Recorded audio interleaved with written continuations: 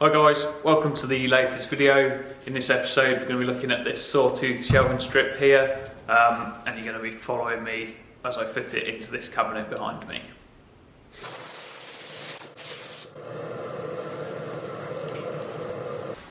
Okay, so this is the sawtooth shelving strip. I've made this here in the workshop. I'll perhaps do a different video showing how I actually make it, but it's basically a small section strip of about 27-30mm by 13mm thick, and it's got a notch in it, a 30-degree notch, and it's about an 18mm tool groove in there. So they're just set about 50mm apart all the way up that strip, and the way I make it, they're all done in line with each other, so that you won't get any inaccuracies as the shelf strip goes on through the length of it. So as long as you cut them all off at the bottom at the same place, they will all be exactly the same parallel distances between all the shelf strips from each board that I make. So it's pretty important that they are very accurate between each other as they go up the cabinet. So that's the basic shelf strip. Inside the shelf strip, so between the two sections of shelf strip, you can see here in this cabinet in the background, you'll have a shelf support rod. So it's just a piece of material, same thickness as the shelf strip. It doesn't have to be the same thickness, but generally I make that, again, 13mm thick, and then 18mm tool to perfectly fit in the groove. Have a spare bit. So the shelf strip will sit like this, and then the support rod sits in it like that, and basically that spans between the two shelf strips, and then the shelf ends will rest on the top of there. So in the cabinet it will look like this. So I've cut the shelf strips to length, so all four pieces at the same distance from the bottom to any of these points here on the sawtooth, and then they sit in the corners, and you basically put the shelf rod in there, mark this end and cut it off to length.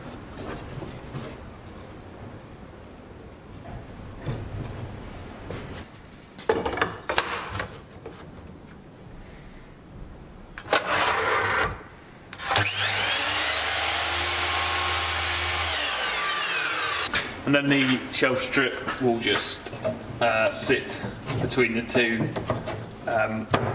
corner strips like that. So that's the shelf support rod. You're going to want two of them per shelf, and you just want a tiny amount of play in that shelf strip front to back, so there's about 1mm of gap on that joint. So excuse the fact everything's loose. I'm not going to pin any of this in place or fit it, because I'm going to paint it first. So all I'm doing here is cutting it to length to make sure everything fits and I've got the right parts, and I can smooth all the edges over before I paint. So try to look past the fact that everything is loose.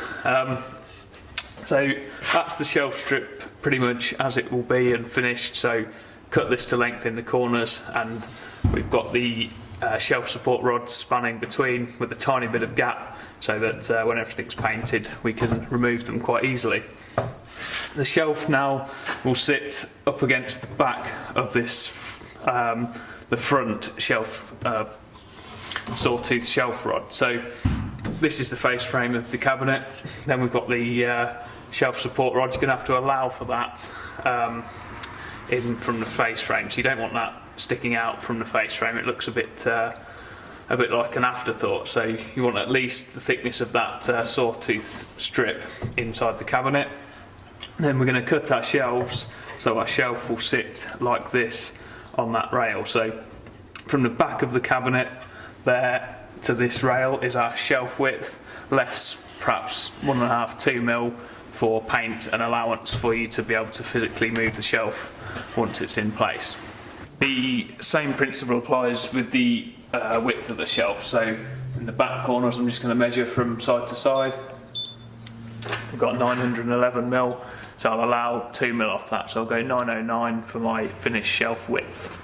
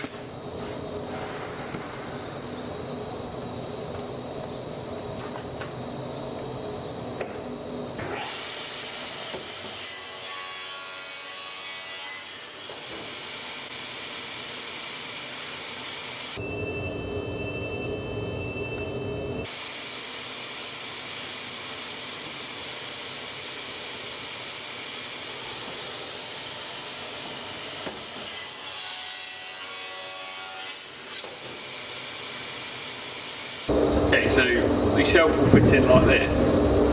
So just behind this front shelf strip we've got our front edge of the shelf. I'm going to lip these eventually with a nice piece of hardwood so it's nice and durable.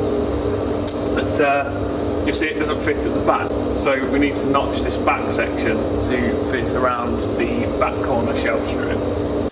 Okay, so I'm going to use the spindle moulder to notch the shelving. I've grabbed a piece of the shelf strip. I've got a rebater set to 90 degrees in the spindle moulder.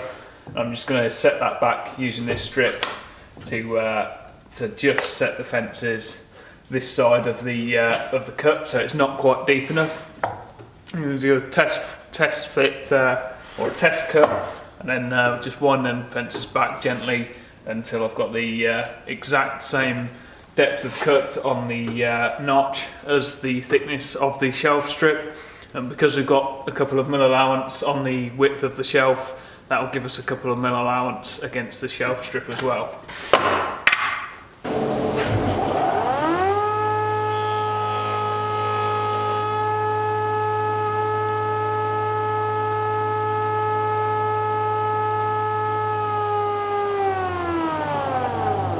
Okay, so now I've set that allowance on the notch to be the depth of the strip material. I'm going to set it so that the flat or the parallel cut of the cutter here is the width of it. So after the thickness of this, it starts tapering off to the edge of the material. So to get that equal and consistent across all the shelves on both cuts, I'm going to set up a stop.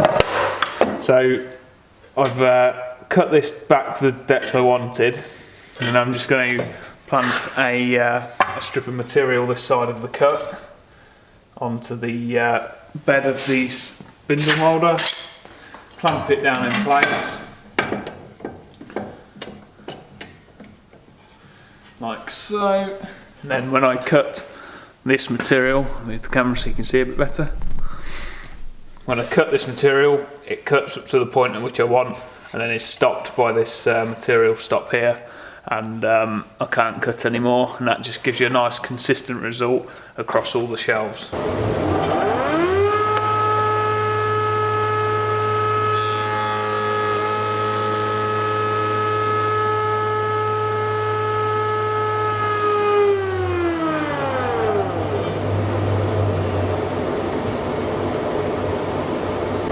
How the shelf strip will sit, so the parallel of the cut goes to the front of the strip, and you've got a nice smooth curve to the edge of the shelf.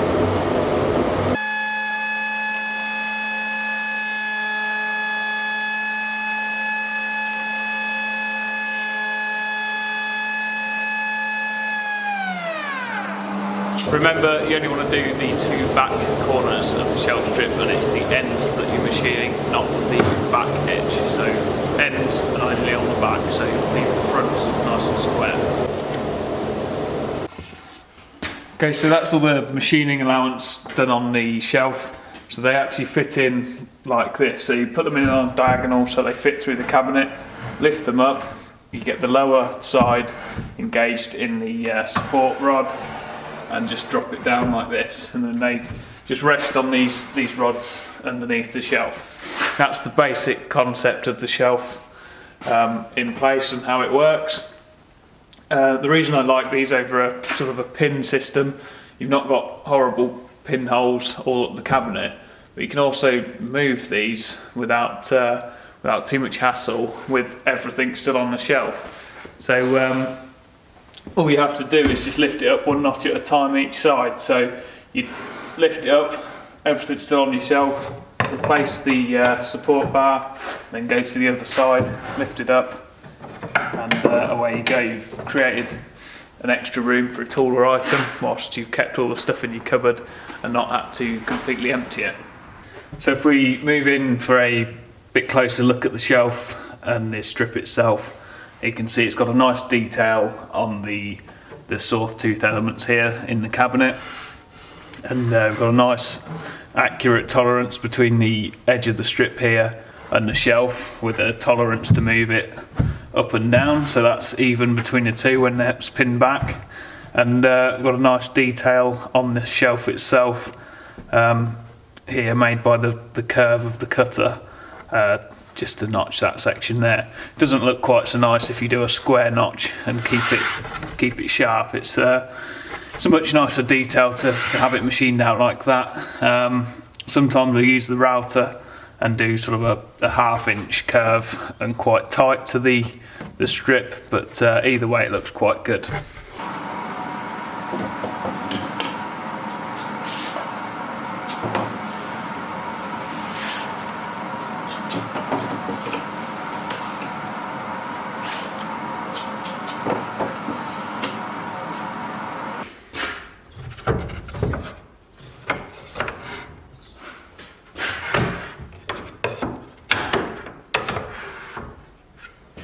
Okay, so there we have it. It's a pretty simple adjustable shelving system that inside a nice shaker or traditional cabinet, it just looks fantastic, seeing the sort of the detail in the sawtooth there. So I hope you've enjoyed watching that. There are some considerations to be taken. For a start, it's the strength of the actual shelving system. So the point at which that the rod here engages into the sawtooth of the shelving, you're relying on the strength of this bit of wood here. So the grain, you need to pay attention to the grain direction on this and not use anything too weak. And also how close these notches are together and how deep they go into the timber is going to make a big difference to the strength of the shelving. So you don't want a small sort of sawtooth cut immediately followed by another sawtooth cut sort of in this position here, because basically you're relying on sort of a 4 or 5 mil thick piece of wood for the whole weight of the shelf to be sitting on. So you don't want that to snap off and be the main strength of the shelf gone. Also, you've got to look at weight over the whole shelving system. If you're pre-finishing these shelving strips and just gluing them in place, namely you're going to be sort of relying on the weight transferring through the bottom of that strip, so you've got to look at what it's actually sitting on is not going to give way with the weight that could be sort of built up by putting loads of shelves on top of it. You've also got to look out for your weights on the individual shelves, so depending on how wide you're spanning with the shelf and what you're using for the material, you're going to be looking at how much shelf sag you're going to have within it. So if you've got a really wide shelf, you're going to have to look at something like a torsion box construction to try and stop any sag in the shelf, or if you've sort of, when you've fitted the shelf and it's in its fixed positions, I have in the past added some shelf supports at the back that are sort of a screw-in shelf support, so the customer's happy with where the shelves are going after they've sort of got all their items in and adjusted it, and then you go back and add in a small shelf support in the middle at the back, and that will just help give it that extra sort of support to stop it from sagging. Bear in mind, if you are making a thicker shelf out of to make a torsion box or to make it stronger, you're going to have to allow more on the width to physically pivot the shelf within the cabinet.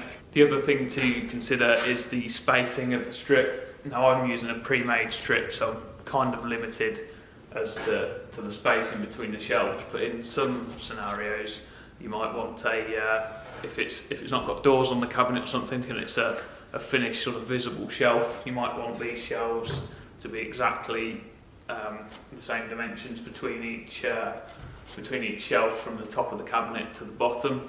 So you're going to have to look at setting that out before you make the shelf strip and then working back from that. So putting the positions of the shelf support rods in the correct place, sort of 18 mil below your finished shelf height or whatever material you're using.